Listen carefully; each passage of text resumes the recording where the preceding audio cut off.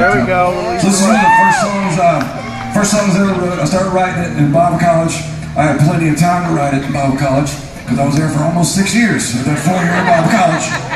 And, I was in the classes you had to go to when you couldn't keep up in school. So the fact that I even went to college, I thought, you gotta be kidding, right? And I just jumped out there because I started having this feeling in my heart that God had a different idea for me than I did, right? And it was supposed to be doing something to help people and pour into people. And I never thought I would be one of those guys, you know?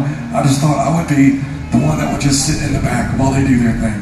And that's what I did most of my life. But what I've learned is this: God doesn't need us. He wants us, right? So he can handle us. And he uses the foolish things in the world to shame the wise, the weak things of the world to shame the strong. So the all-surpassing power is from him and not from us. So he uses less than ordinary people to do stuff, right? So my ministry to you is just for you to look at me and think, all right, if he can do it, I can do it. Good grief, that guy's a dork, right?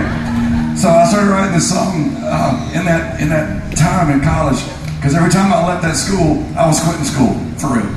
I was like, shut the door. Why in the world am I doing this?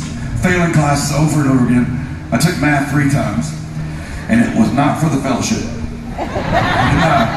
It was tough. I kind of thought maybe, I don't know, if I just jumped out there and did this thing for God, he would take my problems away. And I don't know who that TV preacher is, but I like to pop him right in the head. That's not the way. Okay, I do know who that TV preacher was. But, so I had to trust him every day, being over my head. And I just got to tell you, there's no better place to be than in over your head. Because then you can't rely on yourself. You can't coast. You know, if I'm going to get through this, only God's got to bring me through it. And those are the kind of people that people want to hear from. If you think you've got it all together, I don't want to hear from you because you're lying. You don't even know yourself, right?